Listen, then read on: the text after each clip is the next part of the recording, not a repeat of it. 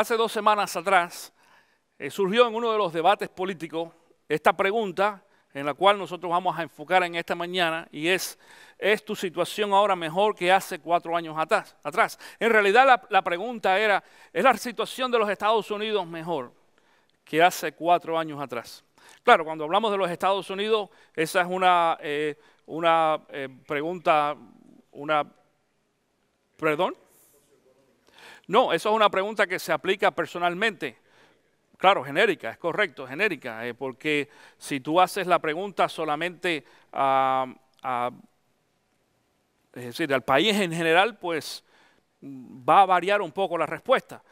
Para nosotros poder entender la respuesta a esta pregunta, tenemos que aplicarlo a algo personal. Por eso yo en esta ocasión lo hice personal y puse, ¿es tu situación ahora mejor que hace 4 años atrás? Y cuando yo lo escuché, esa pregunta, y empezaron las respuestas y algunas de las respuestas que escuchamos allí en internet y en algunos programas, en la televisión, a mí me parece que algunas de ellas fueron bastante tontas, diríamos, ¿ok? Bastante tontas. Alguien dijo por ahí, esa no es la pregunta correcta, Bin Laden está muerto y creo que fue que dijeron la GM está viva o algo así. El que Bin Laden esté muerto o esté vivo no afecta absolutamente tu situación ni la mía. Ni el que una empresa esté muerta o esté viva afecta absolutamente nada tu situación económica o la mía. Pero bueno, esa es una de las tantas respuestas que se han dado. Aprovechando esto, como a mí me gusta también esta cuestión de los medios y ver la reacción de la gente, pues yo también creé este arte con esta pregunta que dice, ¿es tu situación ahora mejor que hace 4 años atrás? Y la puse allí en el internet a ver qué es lo que sucedía y me llamó mucho la atención la respuesta de la gente. Enseguida hubo gente ahí que empezó a poner algunos comentarios acerca de esta pregunta. Y claro, la mayoría de la gente, incluyendo los cristianos, desafortunadamente, siempre enfocan esta pregunta desde el punto de vista económico o social o político. Es decir, ¿cuál es mi situación ahora en comparación a hace 4 años atrás? ¿Y por qué 4 años? Porque el periodo presidencial de este país, perdón, el periodo presidencial de este país es cada 4 años. Y la comparación que se está haciendo, la pregunta en realidad es, ¿estamos mejor ahora que hace 4 años cuando comenzó este periodo presidencial? No importa cómo tú lo enfoques, si tú lo quieres enfocar sociológicamente o políticamente o económicamente, esa no fue mi intención. La pregunta en esta mañana es, ¿cuál es tu situación espiritual ahora en estos momentos? ¿Es mejor que hace 4 años atrás? Y pudiera ser 5 años, o pudiera ser 10 años, o pudiera ser hace 1 año atrás. Usamos esta frase de 4 años porque es la pregunta original se hizo así de esta forma. En realidad, a mí no me interesa, escuchen bien, con todo respeto, a mí no me interesa cuál sea tu situación ahora en relación a hace 4 años atrás, política, social o económicamente. Y tú decís, ay pastor, pero ¿cómo es posible? No, hermano, te voy a decir por qué y lo vas a entender a través de esta enseñanza en este día.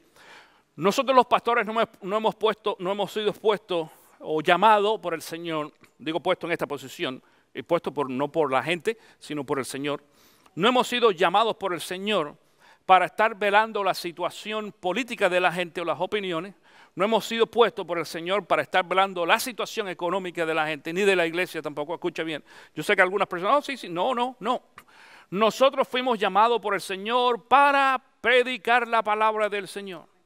Para predicar la palabra. Ese es el sentido de un llamamiento de Dios a cualquier hombre. Para predicar la palabra. Lo que pasa es que en estos tiempos que estamos viviendo, es muy común ver cómo mezclamos dentro de la iglesia el sentido religioso o espiritual con el político, el social y el económico. Ahora, de los tres, hay uno que tiene relación con tu vida espiritual y es el económico. No el político ni el social, pero el económico sí. Y de eso vamos a hablar en esta mañana un poquito. ¿Cuál es la situación tuya y mía, de ambos, en esta ocasión en comparación hace 4 o 3 o 5 o 10 años atrás, o hace unos meses también. ¿Cómo está nuestra situación espiritual delante del Señor? ¿Por qué no nos preocupamos por la parte económica y social y otras cosas más? Te voy a decir por qué. Mira, la semana pasada y varias semanas hablamos, porque la semana pasada acabamos esta serie de 10 semanas sobre la iglesia, tú te recuerdas. Y una de las cosas que dijimos en estas enseñanzas fue de que nosotros los cristianos, cuando somos llamados por Cristo Jesús, tenemos contacto con el Evangelio, creemos en Cristo como nuestro Salvador, no creer en Cristo como un personaje político, ni social, ni histórico, sino como nuestro Salvador, como la persona que murió en la cruz y fue a la cruz a morir por mis pecados, me redime, me perdona y me restaura. Cuando yo creo en Cristo de esa forma, y según también Juan capítulo 6, por ejemplo, dice, habla, todo el principio del libro de Juan nos empieza a hablar a nosotros sobre nuestra relación con Cristo y nuestros frutos después que somos creyentes. Es decir, la muestra que realmente somos cristianos.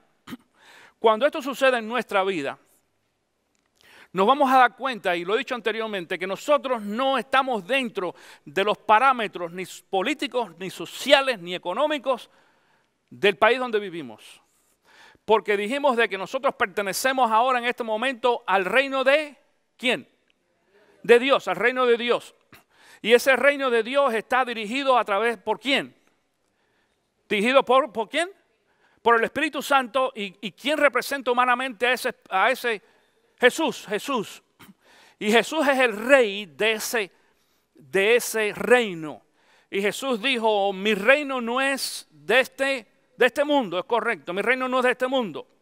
Es decir, nosotros estamos ahora viviendo bajo las leyes, no quiere decir que no obedezcamos las leyes sociales del país que vivamos, pero estas leyes económicas y sociales no rigen nuestra vida. La vida nuestra está regida en este momento por las leyes espirituales del reino de Cristo Jesús. Y déjame decirte una cosa, no hay un presidente, no hay un candidato, absolutamente ninguno de carácter humano que pueda resolver la situación tuya y mía. Desafortunadamente aún algunos cristianos se envuelven en esta idea de que apoyando a X candidato se va a resolver mi problema económico. Yo no estoy en contra, de hecho, vamos a estar, ustedes van a ver en el internet en estos días, esta enseñanza que yo estoy preparando, la estamos editando ahora para presentarla en el internet, que se titula ¿Por quién debo votar en estas elecciones? Y yo sé, ya pusimos el anuncio y igual hay mucha gente que ha hecho comentarios, claro, desde un punto de vista político y demás. Yo lo que voy a hacer es con la Biblia enseñarte a ti la guía, el parámetro que nosotros como cristianos debemos usar a la hora de elegir a un presidente o a un candidato. Y nosotros debemos estar envueltos, sí, debemos estar envueltos. Pero mira, ni el presidente actual, ni los demás candidatos, o políticos, o representantes, o nadie por el estilo, nos puede a nosotros garantizar absolutamente nada. Nada. Escúchame bien. Ni tu situación, ni tu mejoría económica, ni tu mejoría social, y mucho menos espiritual, lo sabemos. Porque nosotros los cristianos, cuando estamos dentro del reino de Cristo Jesús, o el reino de Dios, y dentro de este sistema sobrenatural que hemos explicado, entonces nos vamos a dar cuenta que nuestra economía, como no es regida por el gobierno, ni por el seguro social, ni por el presidente, es regida por Dios. Atiende esto. Como es regida por Dios, entonces no depende de mi apoyo político, ni social, ni económico, absolutamente ninguno, de un candidato político. No estamos en contra de ellos. Es más, todos nosotros tenemos la libertad de tener preferencias políticas o simpatía hacia algún candidato o hacia algún partido. Ese no es el asunto. Ahora, tú sabes que yo nunca he usado aquí este púlpito para enseñar acerca de política en esta iglesia. Yo nunca he hablado aquí de ninguno de los partidos. No he mencionado aún tampoco nombres nunca de un presidente o de un candidato. Ni lo vamos a hacer porque Dios no me llamó para eso. Dios me llamó para predicar la palabra. Para eso es la iglesia. Es decir, pero nosotros debemos estar envueltos en las cosas que están sucediendo política y socialmente a nuestro alrededor. Y voy a explicar en esta enseñanza que tú no te quieres perder.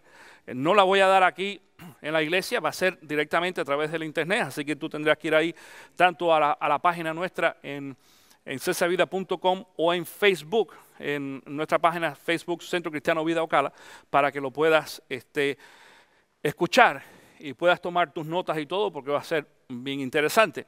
Ahora, mientras tanto, nuestra situación económica está solamente en las manos de Dios.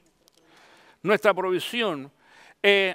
Curioso, el candidato nuestro, que no es ni candidato, pero es nuestro favorito, ¿quién es? Es Jesús. Alguno por ahí a lo mejor diga algún nombre. ¡Ay, te equivocaste! No, es Jesús. Si tu candidato es de otro nombre político, de esto que sale ahora, tienes un problema.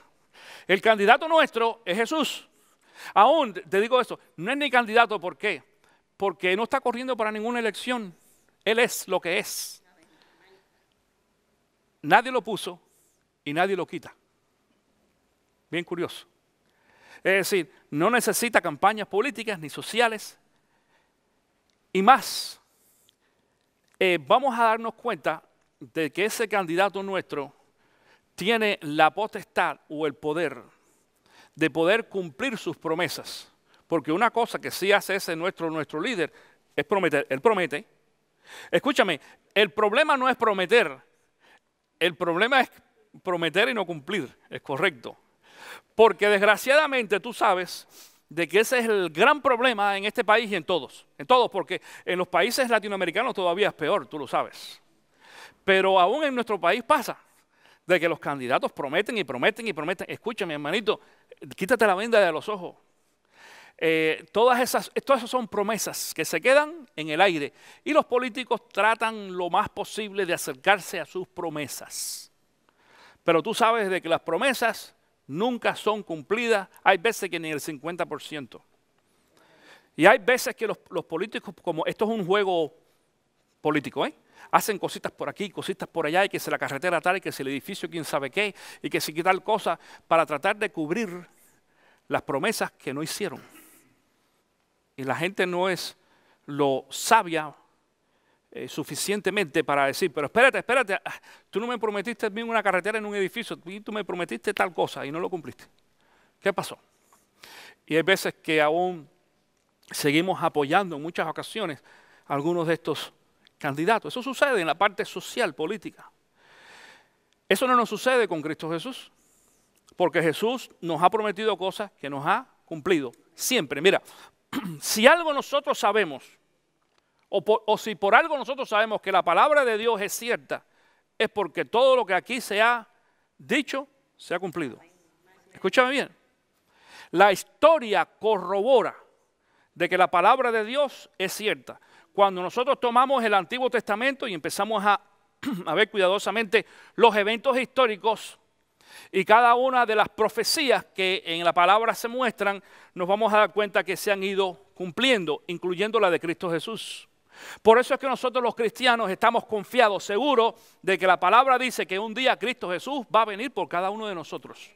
Y mucha gente dice, ¿y tú cómo sabes que es cierto? Digo, porque todas las que Él prometió anteriormente las cumplió. Todas. No hay absolutamente ni una de las promesas de Cristo Jesús que no se hayan cumplido.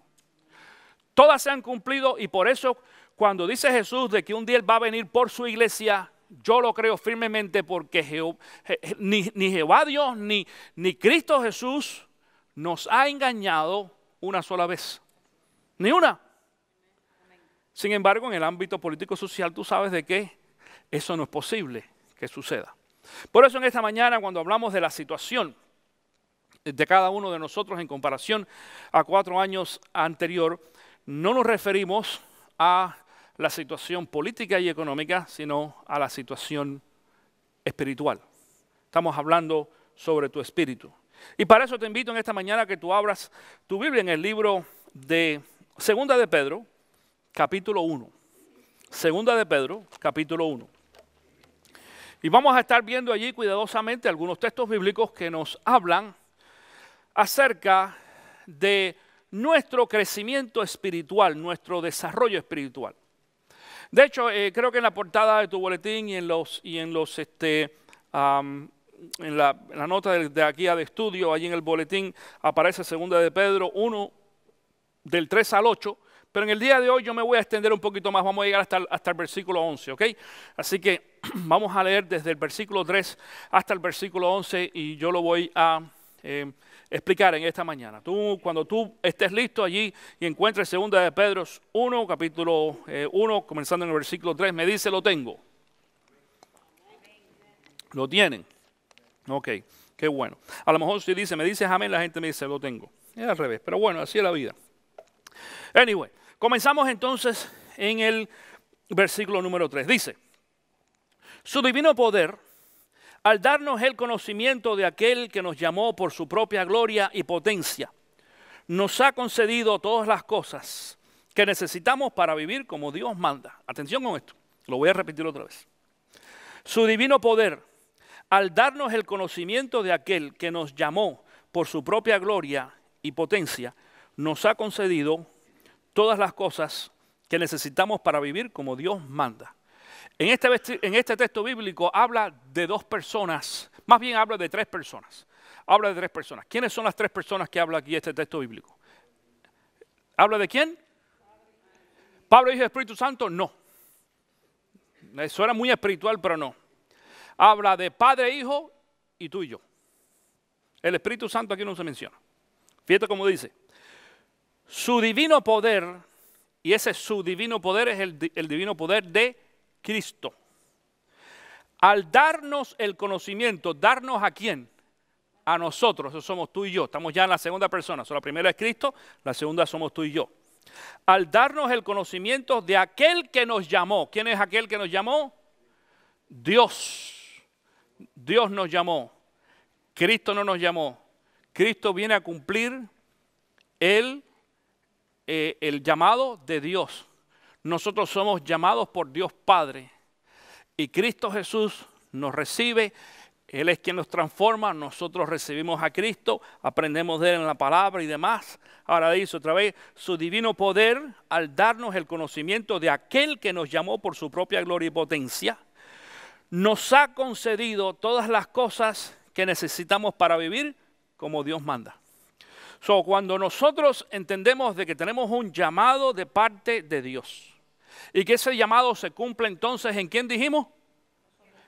No sé, pero a través de Cristo, claro, a través de Cristo Jesús se cumple, es decir, el llamamiento, pero entonces nos llama a nosotros. Estamos hablando aquí de una función. Y tú dices a lo mejor, oye, pero espérate, ¿y por qué el Espíritu Santo no está ahí? Porque espérate, el Espíritu Santo tiene su trabajo que hacer en esta ocasión. Pero yo quiero que tú entiendas en teología esto. Y esto es un poco difícil a veces para nosotros entenderlo. Pero en teología, Dios Padre, Hijo y Espíritu Santo son la misma persona. Lo que pasa es que cada uno de ellos tiene una función diferente. ¿Ok? El Espíritu Santo aparece un poquito más adelante y vamos a ver.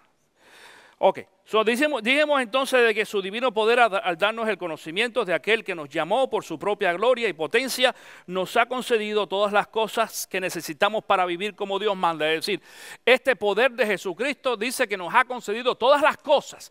Cuando digo todas las cosas, no estamos hablando solamente de las cosas materiales, estamos hablando de todos los elementos que nosotros necesitamos para vivir de acuerdo, cuando dice como Dios manda, quiere decir de acuerdo en obediencia a ¿quién? A Dios, a Dios. Y acuérdate que dice aquí conocimiento, di conmigo conocimiento. Conocimiento quiere decir, ¿tiene relación con qué cosa? Sabiduría es más que conocimiento, pero hay una familiaridad allí. Pero cuando hablamos de la palabra conocimiento, si tú tendrías que poner el conocimiento en alguna parte de tus pies, de tu cuerpo, ¿dónde lo pondrías? En la cabeza, claro. El conocimiento no está en los pies ni en las manos, está aquí. Es la mente, no es el cerebro, es la mente, ¿ok? Cuando digo mente, quiere decir los pensamientos. Si tú todavía tienes falta de conocimiento y el conocimiento de Dios, y se obtiene el conocimiento de Dios a través de ¿qué cosa? De la palabra. No vamos a, es decir, si tú quieres aprender de matemáticas, tienes que coger un libro de matemáticas, no coges de español, ni el de química, porque no te va a enseñar matemáticas. Es así. Y tú podrás ser muy buen químico o muy buen escritor, pero te ponen a sumar y a restar y eres un burro, decimos. Así sucede en algunas ocasiones. El conocimiento de la palabra o el conocimiento de Dios y de los elementos que Dios a través de Jesús ha puesto en nosotros para que nosotros podamos vivir una vida de acuerdo al mandato, al plan de Dios, se obtiene a través de la palabra de Dios únicamente. Versículo 4. Dice, así Dios nos ha entregado sus preciosas y magníficas promesas. Di conmigo promesas. ¿Ves que te dije de que cuidado con las promesas que hacen los políticos? Cristo Jesús hace promesa. Dios promete. Dios prometió en el Antiguo Testamento por su cuenta, después en el Nuevo Testamento lo hace a través de Cristo Jesús. Y dice aquí, así Dios nos ha entregado sus preciosas y magníficas promesas para que ustedes, atención con esto ahora, luego de escapar de la corrupción que hay en el mundo debido a los malos deseos, lleguen a tener parte de la naturaleza divina. Déjame explicar esto otra vez. Déjame explicar esto. Así que Dios ha entregado sus preciosas y magníficas promesas para que ustedes, luego de escapar de la corrupción, esto quiere decir luego de que ustedes salgan de la vida de pecado. Corrupción es pecado. Corrupción es todo lo que nos aparta de Dios. Todas las cosas que nosotros hacemos que sabemos que no son buenas. No hay que ir a la universidad ni a la escuela para saber que algunas cosas son pecados. Es más, no hay ni que ser cristiano. El libro de Romanos dice de que aquellos que no son cristianos en su corazón han creado como ley, a través de la conciencia, han hecho una separación, una división entre las cosas buenas y malas. Ellos saben. Claro, hay algunas que quizás no la profundicen o la analicen como nosotros lo analizamos, pero la gente sabe lo que es bueno y lo que es malo, y lo que se debe hacer y lo que no se debe hacer. No hay que ir, por ejemplo, no hay que ir a la escuela para saber de que si tú te vas a pasar una roja, te van a dar un ticket el policía. No hay que ir a la escuela, ni hay que ir a la iglesia, ni hay que leer la Biblia para saber de que si tú te robas algo, eso no es bueno. No hay que ir a la escuela, ni a la iglesia, ni leer la Biblia tampoco, para saber que consumir droga, marihuana o andar en el cuestión de alcohol o X cosa es malo y es pecado. Porque no solamente es pecado a la luz de la Biblia, también es malo a la luz de la ley de los hombres. Entonces la gente sabe que hay cosas que nosotros estamos haciendo que no están bien delante de Dios. Entonces dice aquí, luego de escapar de la corrupción que hay en el mundo, debido a los malos ¿qué? Primeros deseos, di conmigo deseos. Porque déjame decirte una cosa, todo esto comienza con el deseo en nuestro corazón de hacer las cosas que no debemos de hacer, las cosas malas. Comienza, es decir, nadie de pronto hace algo, fue un accidente. Todos los pecados nuestros que hemos cometido, en alguna ocasión lo hemos querido hacer. Y eso es lo que nos impulsa y nos lleva entonces a cometer algunos de los pecados. Por eso dice aquí, habla de el deseo, luego de escapar de la corrupción que hay en el mundo debido a los malos deseos. Dice, lleguen a tener parte de la naturaleza divina. Vamos a hablar de la naturaleza divina en esta ocasión. Cuando hablamos de la palabra divina, ¿a qué nos referimos? A Dios, de todo lo que viene de Dios. Estamos hablando naturaleza. Hay naturaleza divina y hay naturaleza humana. La naturaleza humana, que es la naturaleza tuya y mía, por naturaleza, por cosas naturales, nosotros somos, dice la Biblia, primeramente pecadores. No nos tiene que decir, nosotros lo sabemos. Sabemos, por ejemplo, que los niños pequeños, no hay que enseñarles a decir mentiras. Ellos tienen la tendencia de decir una mentira. Tienen la tendencia de portarse mal. Tienen la tendencia de ser desobedientes. Nosotros somos los que tenemos entonces que traerlos a la corrección. Eso pasa en nosotros. Sin embargo, eso no sucede con Dios. La naturaleza divina, número uno, no tiene pecado. La naturaleza divina no miente. La naturaleza divina no nos hace quedar mal. Como decíamos anteriormente, las promesas no las dice solamente para que estemos de acuerdo o para que simpaticemos con Dios, sino las promesas de Dios son promesas cumplidas y cumplidas en cada uno de ustedes. ¿Algunos de ustedes en esta mañana aquí siente o piensa, cree de que Dios le ha prometido algo y todavía no se lo ha cumplido? Algunas cosas a su tiempo, Pero hay alguien que esté desilusionado con Dios en este día. Nadie. Qué bueno que no está desilusionado con Dios. Porque lo que Dios cumple, lo promete. Digo, lo que Dios promete, lo cumple. Gracias, lo que Dios promete, lo cumple. En esta mañana, ¿tú traes contigo tu permiso de trabajo? No lo trajiste. Me lo traes la semana próxima, por favor. Porque quiero mostrarles de que lo que Dios promete, Dios lo cumple. Ahora, lo voy a decir de todas maneras. Hace unos años atrás, 2 años, 3 años, llevamos quizás por lo menos, o quizás más, orando por la situación migratoria de Clemencia. Y eso fue promesa. Y Clemencia tiene ya su permiso de trabajo, ¿verdad? De parte de migración.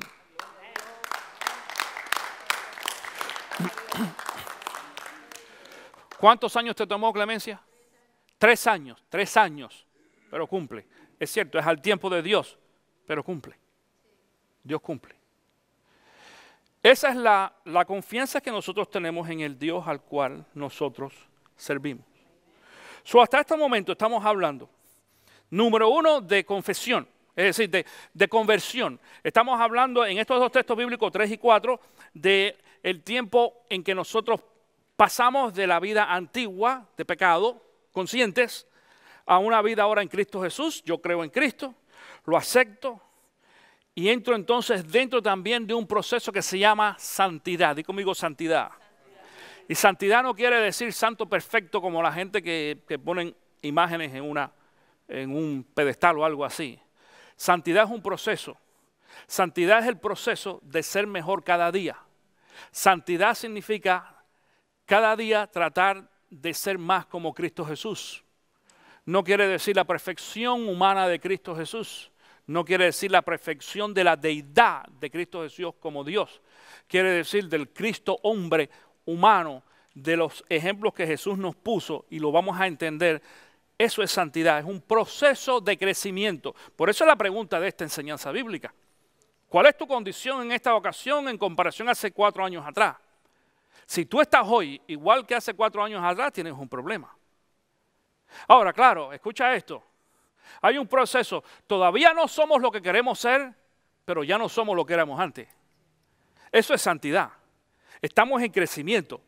Pero si tú crees que tú hoy, después de haber conocido y tener el conocimiento que habla aquí el versículo 3, después de haber supuestamente recibido a Cristo y demás, todavía estoy en la misma condición de hace 4, 5, 10 años atrás, o 20, tengo un problema bien grave. ¿Por qué? Porque no hay crecimiento espiritual. Si estoy mejorando, ojalá pudiera mejorar un poquito más rápido. No todos, atención con esto, no todos crecen espiritualmente al mismo nivel. Así es, ni todos dan fruto al mismo nivel tampoco. El mismo Cristo Jesús dijo, correcto, en la parábola del sembrador, que algunos dan fruto al 30, otros dan fruto al 60, otros al 100%. Pero hay que dar algún tipo de fruto. Algo tiene que pasar entre nosotros. Ahora, mira lo que dice el versículo número 5. Y aquí empiezas entonces ahora, en esta ocasión, atención, la parte nuestra. Ya hablamos de la parte de Dios, nos santificamos, Dios nos salvó, nos santificó. Ahora, ¿qué tengo que hacer yo para que mi situación o mi condición espiritual cambie? Mira lo que dice aquí. Dice, precisamente por eso, esfuércense por añadir a su fe, y ahí empieza, di conmigo, esfuércense. Estamos hablando de esfuerzo. El problema es que la vida cristiana las cosas no van a pasar simplemente, nos van a caer del cielo. Necesitamos esfuerzo. Mira, para hacer lo que Cristo quiere que nosotros hagamos, no es fácil, no es fácil. Por ejemplo, te voy a poner un ejemplo. Si tú tienes un problema con alguien en la calle, o en la casa, o en la iglesia, no sé, donde sea, y el problema es fuerte, y esta persona viene y te insulta, y te dice hasta lo que te vas a morir, y te recuerda a tu mamá y a tu abuelita, y a la tatarabuela a lo mejor también. ¿Cuál es el deseo nuestro? ¿Y qué más? ¿Y después qué? ¿Insultarlo? ¿Qué más? Los hombres. Mira, ¿quién está ahí ya? Los hispanos más que todo. Eso aquí no. O sea que la mentalidad americana es diferente. La mentalidad hispana, más que todos los que vienen de los países nuestros, ¿cuál es la mentalidad? ¿Tienes un problema conmigo? ¿Qué quieres? ¿Te quieres fajar conmigo? Vente para afuera. Y claro, y yo nos toca a nosotros hablar con muchas de estas personas. Oye, espérate. Ya no estás en tu país, aquí los problemas no se arreglan a golpe. Aquí el que primero pega, pierde. En los países nuestros dice, el que primero pega, pega doble. Pero aquí no, el que primero pega, pierde. Tú sabes, desgraciadamente, porque la ley funciona al revés. Aquí no es cuestión de fuerza física, aquí es cuestión de inteligencia. Y a lo mejor me voy para la casa con un ojo ponchado, un morado, y me van a decir, tú eres un cobarde, un ratón, sí, pero te meto un sub y me vas a dar $50,000. Y ando con un ojo morado, pero con dinero en el bolsillo. ¿Entiendes lo que pasa conmigo? Ve cómo funciona. Desgraciadamente, así es. Socialmente hablando, así es la situación. ¿Okay? Ahora, apartando esos truquitos económicos y sociales y demás, apartando eso, nosotros los cristianos aprendemos entonces de que cuando estamos en Cristo Jesús no podemos actuar como actuábamos antes y tenemos que entrar dentro de este sistema de racionamiento que después de todo el sistema americano es más racional que el sistema nuestro quizás o de otros países de arreglar las cosas a través de los puños. Por eso dice entonces, precisamente por eso esfuércense. Y digo esfuércense en esta ocasión y puse este ejemplo porque cuando una persona viene y te ofende, lo más fácil es explotar y darle para arriba y acaba con él. Pero para tú aguantarte y dejar que el otro te diga todo lo que te quiera decir, uno se tiene que esforzar. ¿Tú entiendes esto? Ay, oye, créemelo, 1, 2, 3, 4, 5, 6, 7, y te empieza a salir humo por los oídos y todo, y tú vas aguantándote ahí, porque tú sabes que tú tienes que tener mucho cuidado cómo vas a responder ahora, cómo vas a explotar supuestamente como creyente. Cuidado con esto. Por eso dice, precisamente por eso, esfuércense por añadir a su fe. Entonces digo añadir a su fe porque hasta este momento, de todo lo que hemos hablado es de fe. Escucha esto, es de fe. Es decir, hablamos del deseo de Dios de bendecirnos a través de Cristo Jesús, de darnos el conocimiento. Lo hizo, nos convirtió, trajo a la vida nuestra la experiencia de conversión donde nosotros hemos creído en Cristo Jesús, hemos cambiado nuestra vida. Todo eso está muy chéverísimo, muy bueno. Dimos testimonio, levantamos la mano, oramos, hasta nos bautizamos. Buenísimo, okay, pero ¿qué más? Todo eso es fe, todo eso va por dentro. Ahora corresponde lo que va por fuera. Dice, esfuércense por añadir a su fe. Número 1 dice virtud. La virtud, déjame decirte de que desafortunadamente en muchas ocasiones se confunde el significado de esta palabra porque muchas personas creen que virtud significa un talento. Alguien tiene un talento de hacer algo. Tiene la virtud de cocinar. No.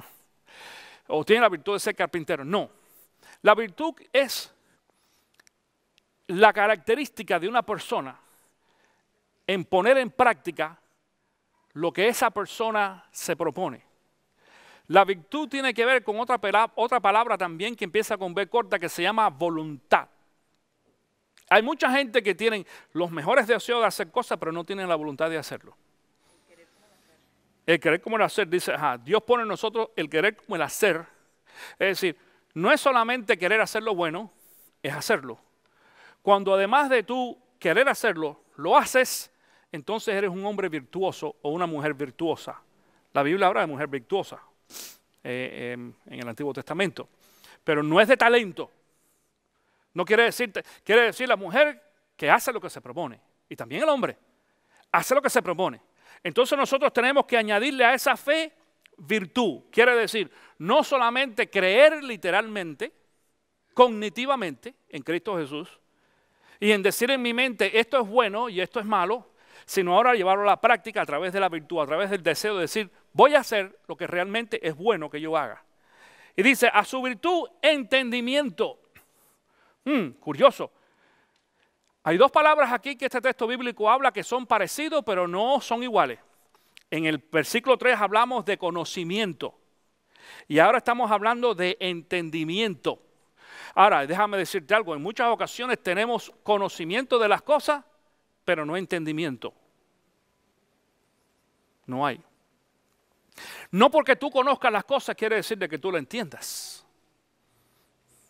No porque tú conozcas de que la palabra me habla a mí de Cristo Jesús quiere decir de que yo entienda a Cristo Jesús.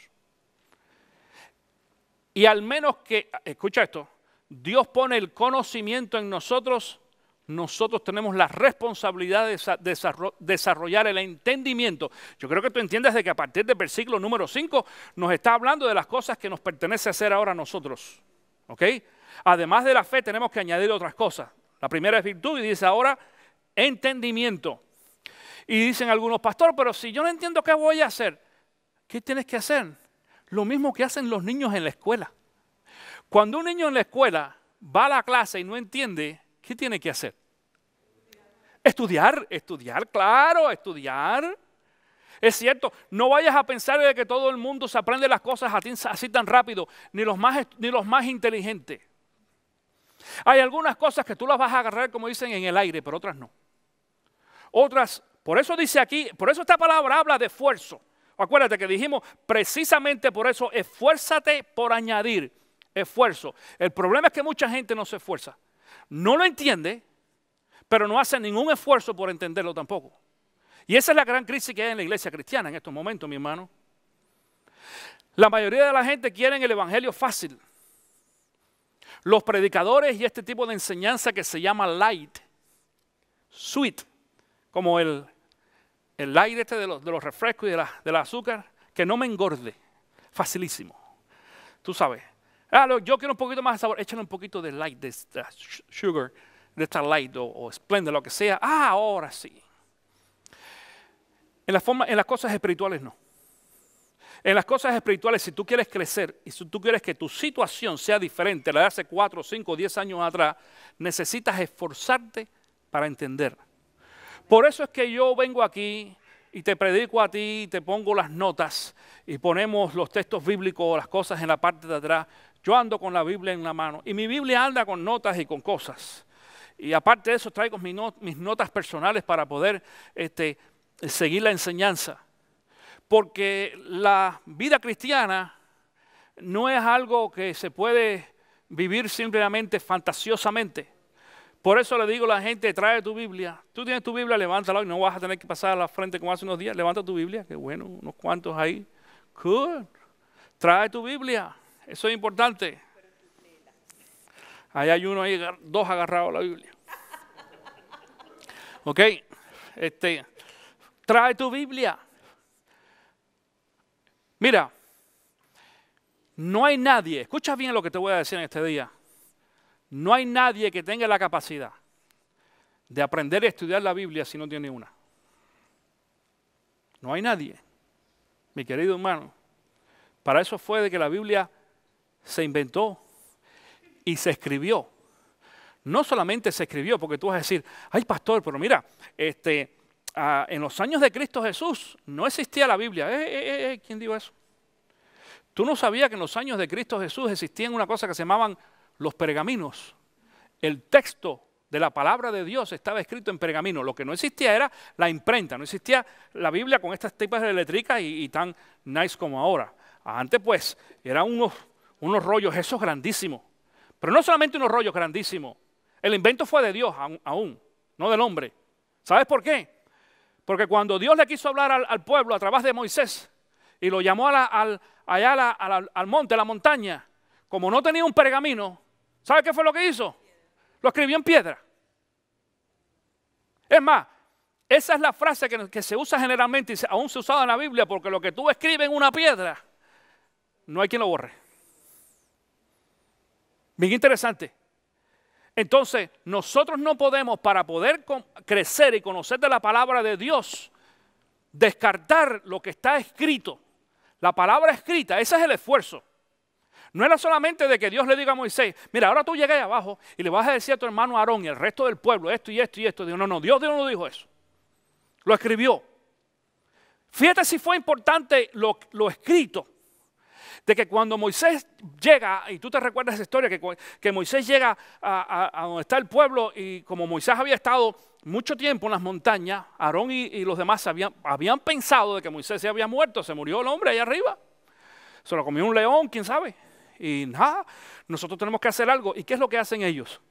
Hacen un becerro, hacen un dios y cogen las alhajas de todas las mujeres y toda la gente y lo y hacen una fundición allí, dice que funden y hacen un becerro de oro para adorar supuestamente aquel becerro. ¿Ustedes se acuerdan? Y de pronto viene Moisés, se le aparece con las 2 piedras en la mano, con los 10 mandamientos. Y cuando ve aquello, Moisés en su coraje y demás, como algunos de ustedes comprenderán, como algunos de ustedes, coge las tablas aquella y ¿qué fue lo que hizo? La rompió. ¡Pah! La rompió. Pero aquello que estaba escrito era tan importante, que Dios le dijo a Moisés, no, para ahí, papá, ¿cómo? Y ese arranque tuyo, ¿qué te pasó? Ahora va a ser el castigo doble, arranca otra vez por las montañas, y Moisés tuvo que subir otra vez ahí arriba. Y Dios reescribe otra vez los 10 mandamientos. ¿En qué? En piedra otra vez. ¿Lo pudiera hacer en pergamino? Claro que sí, pero lo hizo en piedra. ¿Para qué? Para estar seguro que cuando bajara, se los mostrara al pueblo y la gente pudiera leer. Por eso el entendimiento de las cosas de Dios vienen solamente a través del esfuerzo de poder crecer, de poder estudiar la palabra. Eso dice entonces aquí que la primera es la virtud entendimiento, y al entendimiento dice dominio propio. Dominio propio. Estamos hablando de crecimiento ahora. ¿Por qué? Porque cuando yo tengo el deseo y me esfuerzo por aprender la palabra, entonces voy a empezar me voy a dar cuenta que ese esfuerzo vale la pena, porque el fruto más importante del crecimiento espiritual es el dominio propio. El dominio propio quiere decir aguante. Tú aprendes a aguantarte. Dicho sea de paso, tú sabes qué es el fruto más importante del Espíritu. Si vas a Gálatas capítulo 5, en Gálatas capítulo 5 nos muestra el fruto de la carne, o los frutos de la carne, que son varios, y el fruto del Espíritu. Y el fruto del Espíritu, mucha gente piensa que son los frutos. Es uno, pero en diferentes stages. El primero de los frutos, ¿cuál es? ¿Alguno se acuerda? Solamente voy a preguntar el primero. ¿Cuál es el primero? Busca Gálatas capítulo 5, mientras estás ahí ahora viendo. A ver, tarea rapidita. Esgrima bíblico, Gálatas capítulo 5. Gálatas está en el Nuevo Testamento, no te vayas al Antiguo Testamento. Gálatas, ¿ok? Gálatas capítulo 5, y donde habla allí de los frutos de la carne y los frutos del Espíritu. Y creo que está en Gálatas 5:20. Me parece que es donde empieza. ¿Quién encuentra y sabe cuál es el primero de los frutos del Espíritu? ¿Cómo? Amor. Amor. 22, ok. Bueno, me acerqué bastante. Yo no me sé la Biblia de memoria, acuérdate. Son 5:22, ok. ¿El primer fruto cuál es? El amor. ¿Y cuál es el último? ¿Y cuál es el último? ¿Cuál es el último? ¿Dominio? No, fe no. El último no es fe. El último es dominio propio. ¿O es correcto? El último es templanza o dominio propio. Es la misma cosa. Templanza o dominio propio es lo mismo. ¿Por qué usan algunos textos la palabra templanza? Porque esto lo que quiere decir, templanza, templar algo, quiere decir, es el proceso de un acero, como por ejemplo las espadas y demás, que tú las metes en el calor, mucho calor, y después el herrero viene, la saca y con un martillo es tintán, y lo que está haciendo el proceso químico de eso, lo que hace es de que las moléculas se van compactando. Eso es lo que se hace. Y aquel metal coge una dureza tremendísima. Eso se llama templanza, ser duro. Ahora, en la parte emocional nuestra, que es dominio propio, en la nueva versión internacional dice dominio propio, eso es lo que significa. El proceso de crecimiento espiritual nuestro nos va a llevar como resultado a esta templanza. Acuérdate, cuando tú empiezas a desarrollar o a ver los frutos de la templanza o el dominio propio, no vayas a pensar de que tú eres un tipo muy maduro. Cuidado, acuérdate que yo he dicho anteriormente, el próximo paso de la madurez, ¿cuál es? Después de ser maduro, ¿qué viene? Nos pudrimos. No, la justicia nada, la pudrición. Una fruta se madura y después que se madura se pudre. Entonces, ten cuidado con eso. Y alguna gente está demasiado podrida porque piensa que son muy maduros, correcto. El problema es que el crecimiento nuestro, atención con esto, el crecimiento nuestro, porque dijimos que santidad, esto tiene que ver con la santidad. El crecimiento nuestro es un proceso que nunca jamás va a llegar a su límite de crecimiento hasta el momento que estemos en la presencia de Dios o de Cristo Jesús. ¿Correcto?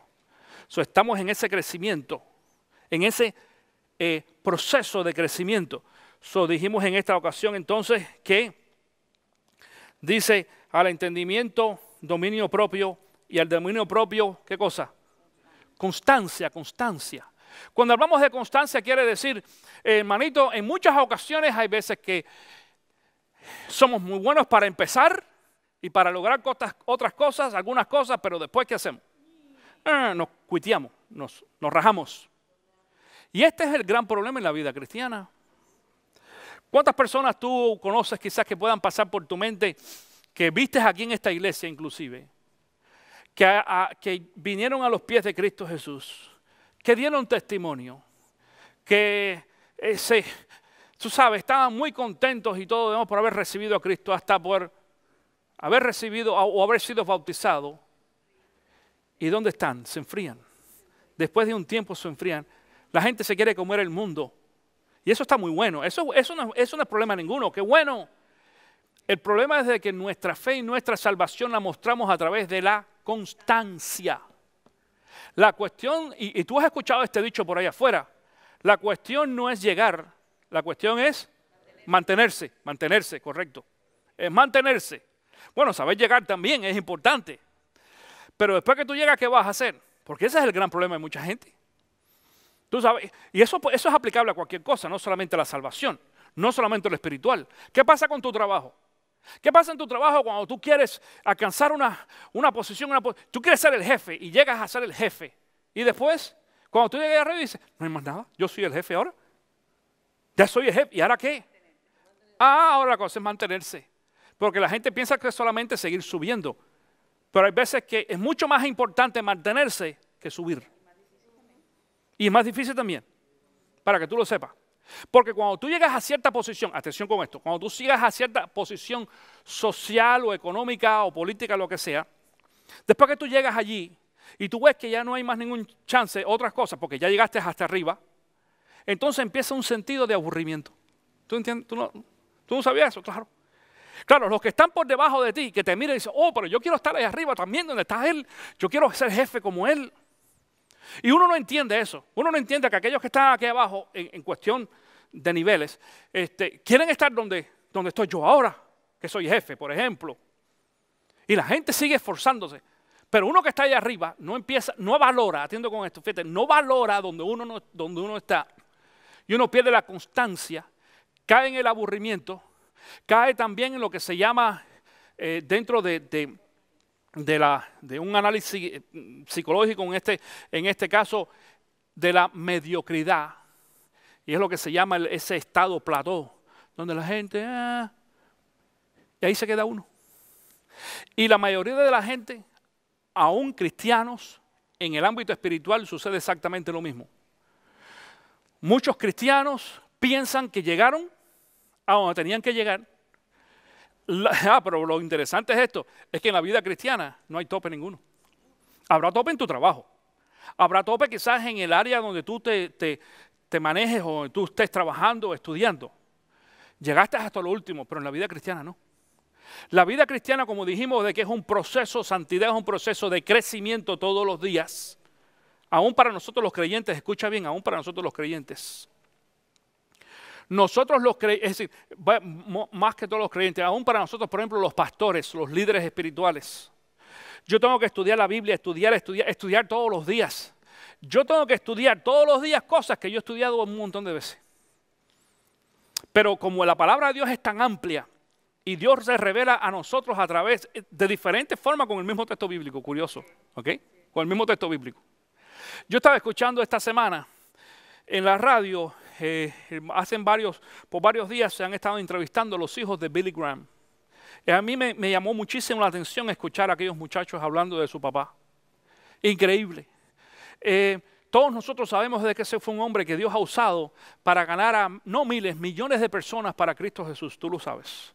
Y eso tuvo su lado bueno y malo. Tuvo el lado malo de que decía, por ejemplo, una de sus hijas decía, mi papá no estuvo en la casa el 60% de su tiempo. Dice, nosotros crecíamos solos.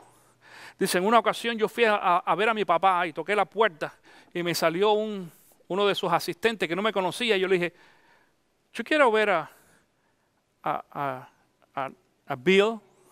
Es su papá. Y él le dijo, él no te puede atender, él está muy ocupado ahora, y le cerró la puerta. Y yo, pero es mi papá. Y dice que tocó la puerta y no la abrió otra vez. Y dice que bueno, que se fue. Y de pronto abrieron la puerta y le dijo, ¿tú quién eres? Y le dijo su nombre, yo soy fulana. Y dice, tú eres la hija, sí. No, perdona, me pasa. Tú sabes, esas son de las experiencias de ser hijo de alguien como Billy Graham. Y pongo estos ejemplos para que tú veas de que el impacto, si todos nosotros sabemos, y el que no sabe, pues deberías de saber ya, el impacto que creó Billy Graham ha creado en todo el mundo. Es un hombre que tiene ahora, creo que son 94 años de edad ya. Sin embargo, no solamente él lo dijo en su biografía, y lo ha dicho en varias ocasiones, sus hijos lo decían ahora. Dice, mi papá lo repite, si yo tuviera la oportunidad de poder empezar de nuevo, dice, dedicaría más tiempo a estudiar la palabra de Dios. Y uno dice, wow, un hombre que lleva más de 50 años, mucho más, predicando la palabra y haciendo cruzadas y ganando gente para Cristo Jesús. Los mejores mensajes evangelísticos que yo he escuchado después de los mensajes de Charles Spurgeon del siglo antes pasado, fueron los mensajes o han sido los mensajes de Billy Graham, evangelísticamente hablando. Mensajes sencillos, sin nada de mucha teología y nada por el estilo, y mensajes que iban directo al corazón de la gente.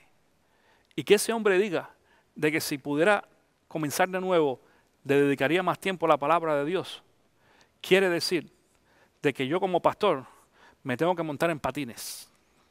Y tú también. Y tú también. Por eso es necesario de que nosotros entonces mantengamos una constancia. La vida cristiana no es una cuestión de un rato, no es una cuestión de hoy, ni cuestión de domingo. El gran problema es por qué muchas personas están en la misma condición de hace 4 años atrás, o peores aún, es por el hecho de que se han despegado de esta constancia y viven la vida cristiana de domingo en domingo, o de semana en semana, no de cuestión todos los días. La pregunta que yo te hago en este día es, ¿cuántas veces tú lees tu Biblia durante la semana? Y mucho más que leerla, ¿cuántas veces tú te sientas con tu palabra, con la palabra de Dios, con tu Biblia y la meditas? No solamente leerla, meditarla quiere decir leer un texto bíblico y tratar de entender qué Dios me está diciendo a través de esto. Claro, si tú no tienes Biblia, para aquellos que no tienen Biblia, ni te hago la pregunta, porque si no tienes Biblia, ¿qué vas a leer? Por eso decimos, tú necesitas tu propia Biblia. Y dice que después de la constancia, entonces, devoción a Dios. Devoción a Dios.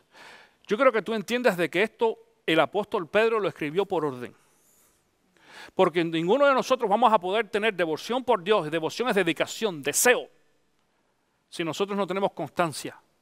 A través de la vida constante en Cristo Jesús es que empezamos a desarrollar la devoción. Y la devoción es un deseo sobrenatural que existe en nosotros. La devoción quiere decir de que ahora yo tengo la necesidad de estar cerca de Cristo Jesús. La necesidad de leer la palabra. La necesidad de venir aquí. Cuando nosotros venimos esta mañana y cantamos aquí, mi querido hermano, no venimos a mostrarle nada a nadie. No venimos a hacer un show. Venimos a darle a Dios la mejor adoración de parte nuestra, porque hemos experimentado la devoción por Dios. Es una necesidad. Wow, qué rico venir a la iglesia. Y qué sabroso es venir y compartir con los hermanos. Y qué sabroso es venir y cantar, levantar nuestras manos y adorar. Y qué sabroso es venir y escuchar la palabra de Dios. Pudiéramos estar en otro lugar, como muchos están ahora. Hay mucha gente que está ahora, ¿en dónde? En la playa. El día está excelente para la playa. Buenísimo. Está medio nubladito un poquito en algunas ocasiones, es decir, que te puedes sentar ahí y coger un break, pero después sale el sol y así. Qué rico, está sabroso. El clima está buenísimo. Pero nosotros estamos aquí en la iglesia hoy. ¿Por qué? Porque hemos sentido devoción. Sentimos devoción por la dedicación que nosotros tenemos a Dios. Dice, y a la devoción afecto fraternal y al afecto fraternal amor. Ese afecto fraternal Es de lo que hablábamos la semana pasada. La semana pasada yo estuve hablando del mismo apóstol Pedro, dice de que cuando nosotros venimos al conocimiento de la palabra de Dios, no, la semana antes pasada, cuando venimos al conocimiento de la palabra de Dios, cuando somos salvos, empezamos a sentir amor por nuestros hermanos. Eso es el amor, eso es lo que se llama afecto fraternal. Es decir, afectos uno por otro, una relación, porque somos una familia, somos una familia, correcto. Y ese afecto fraternal entonces dice amor. Ahora voy a leer los próximos textos bíblicos hasta el versículo 11, lo más rapidito posible por problemas del tiempo, y mira lo que pasa aquí.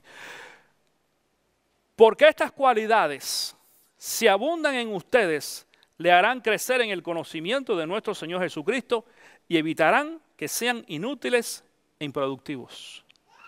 Es decir, si tú te esfuerzas en estas cosas que dice el versículo número 5, dice aquí en esta ocasión de que va a haber abundancia. Di conmigo abundancia. Dice, si abundan en ustedes, les harán crecer en el conocimiento de nuestro Señor Jesucristo y evitarán ser inútiles, improductivos. Es decir, vamos a ser gente útil. Versículo 9. En cambio, el que no las tiene es tan corto de vista que ya ni ve. Y él se olvida de que ha sido limpiado de sus antiguos pecados. Eso es lo que pasa en muchas ocasiones. ¿Te has fijado esa gente, como se dice, legalista, que están atacando siempre a la gente en pecado? Y tú le dices a la gente, pero chico, ven acá, tú antes de ser cristiano como tú eras perfecto, ¿qué es lo que sucedió contigo? No, yo también. Entonces, ¿por qué me criticas tanto? ¿Cuál es el problema tuyo? Y esto es lo que pasa. La gente se olvida de sus pecados y empieza a mirar. ¿Te acuerdas que el texto de cuidado en que tú tratas de sacar la pajita del ojo o la basurita del ojo de otra persona si tú tienes una viga en el tuyo? Versículo 10 dice, por lo tanto, atención con esto ahora. Por lo tanto, hermanos, esfuércense más, otra vez, esfuércense. Por lo tanto, hermanos, esfuércense más todavía por asegurarse del llamado de Dios, que fue quien los eligió. Si hacen estas cosas, no caerán jamás. Versículo 11, márcalo en tu Biblia.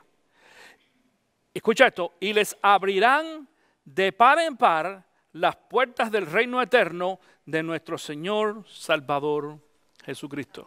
Escucha lo que dice aquí. Si tu preocupación es qué es lo que va a pasar contigo mañana económicamente, si tu preocupación es qué es lo que va a pasar contigo mañana en esta cuestión para los que tienen problemas de cuestión migratoria, mi querido hermano, si tu preocupación es la inestabilidad que vive el país o lo que sea, olvídate de los candidatos políticos, esos no van a resolver el problema tuyo. El problema tuyo lo va a resolver Cristo Jesús. Y dice que Jesús abrirá de par en par las puertas del reino eterno. Y escúchame esto, dáselo fuerte al Señor en esta mañana. Mira, el reino de Cristo Jesús no es un reino que está ahí arriba para que tú lo sepas. El reino de Cristo Jesús está aquí. Aún el mismo Cristo Jesús en la oración del Padre Nuestro dice, venga a nosotros tu reino, venga a nosotros tu reino. Y el reino de Dios está aplicado aquí, ahora, en este momento, ¿a través de quién? De tú y yo, de ti de mí. ¿Ok? Es decir, claro, es Cristo Jesús el rey, es Cristo Jesús el que implanta ese reino, pero lo hace a través de ti y de mí. Y dice aquí la palabra de Dios de que si nosotros nos preocupamos por crecer espiritualmente y por conocer más al Señor, por tener conocimiento y entendimiento y toda esta serie de cosas, dice aquí que Jesús nos abrirá, o Dios dice, Dios se les abrirá de par en par, en el versículo 11, y se les abrirá de par en par las puertas del reino eterno de nuestro Señor Salvador Jesucristo. Por eso es que nosotros, mi querido hermano, no estamos aquí para defender ningún candidato político. Ese no es el trabajo de la iglesia. Atención con esto, ese no es el trabajo de la iglesia. Y podemos tener nuestra propia opinión. Y yo simpatizo con algunos quizás más que otros. Aún en el área local. En el área local hay algunos de estos candidatos políticos con los cuales inclusive a los cuales yo conozco personalmente. Algunos de ellos son cristianos, fíjate, algunos de ellos son creyentes, son cristianos, no hay ningún, y oramos por ellos. Es posible que en un futuro, de acuerdo, algunos de ellos después que pasen las elecciones y demás, para que no haya cuestión de favoritismo. Después que pasen las elecciones, los vamos a invitar a que vengan aquí y vamos a orar por ellos. No para que sean elegidos. ¿Por qué? Porque ya fueron elegidos. ¿Tú entiendes cómo es esto? El que sea, pudiera ser el que nos guste o el que no nos guste. Pero después entonces nuestra responsabilidad es orar por ellos, porque la Biblia lo dice así. La Biblia dice orar por los gobernantes y los dirigentes. Vamos a orar por ellos para que Dios los use y para que ellos traten de... Y es una forma de poder compartir la palabra también con algunos si no fuera cristiano. Pero con todo y eso, ninguno de ellos, ninguno nos va a resolver el problema nuestro. El problema nuestro, que es sobrenatural, lo resuelve Dios a través de Cristo Jesús cuando nosotros entramos dentro de su voluntad. Y dice que nos va a abrir a nosotros, escucha esto, y se les abrirá de par en par las puertas del reino eterno, del gobierno eterno. Y el reino eterno tiene bendición material, y el reino eterno tiene bendición espiritual, y el reino eterno tiene bendición física, salud mental, estabilidad emocional y todo lo que nosotros pudiéramos necesitar. Yo quiero decirte, mi querido hermano, de que lo que la gente busca allá afuera, a través de las elecciones y todas estas cosas, se puede encontrar a través de la palabra de Dios y una relación con Cristo Jesús.